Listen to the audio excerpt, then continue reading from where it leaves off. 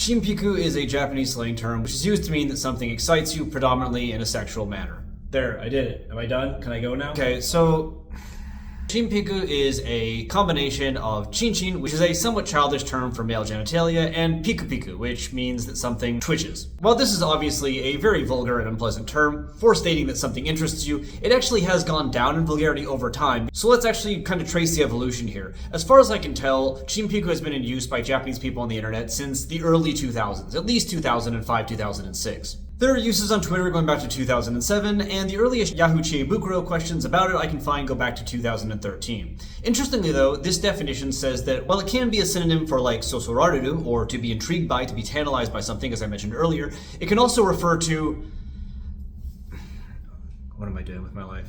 The somewhat involuntary movements of the male genitalia after ejaculation. Now, this extremely sexually explicit meaning is one that, from what I can tell, is not actually the common use now, but I went onto Google and I tried to trace how early I could find this term, and I was able to trace it back to 2005, 2006, but literally all the remaining hits from this time are from websites advertising or hosting pornography, where it is used in the description of pornographic videos. So it does seem that this term, when it first came out, was extremely explicit.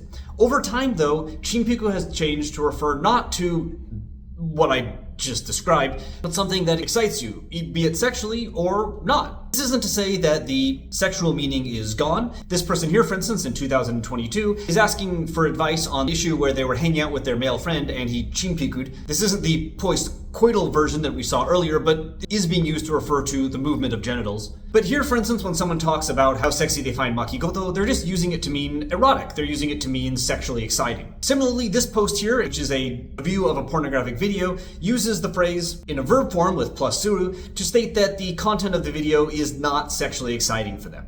And the phrasing here kind of balances between the metaphorical and the literal, as they state that they cannot even chimpiku due to the content of the video. It is also not uncommon to see phrases like chimpiku-do, or the level of chimpiku, which people use often to compliment or critique how erotic something is. This person reviewing a anime model, which is too pornographic to show here, calls it Chimpiku-do Max, which is not something they come up with on their own. I found other people using this phrase. Indeed, here a sex worker notes this exact term used to them as a compliment. And other people use percentages like this, or rank the Chimpiku-do via star systems like this one.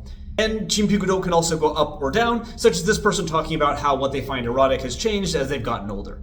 And indeed, we can see this generic erotic sense being used as well here, where somebody notes that their senpai is complimenting them by saying that they chimpiku. I don't want to do this anymore.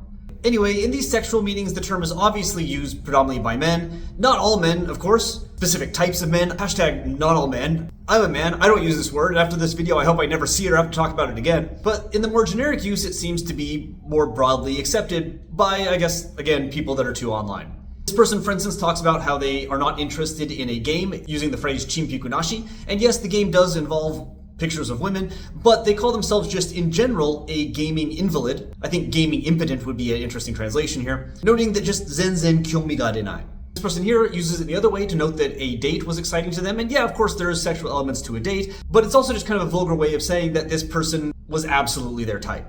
And here's another example that again has nothing to do with any kind of sexual interest.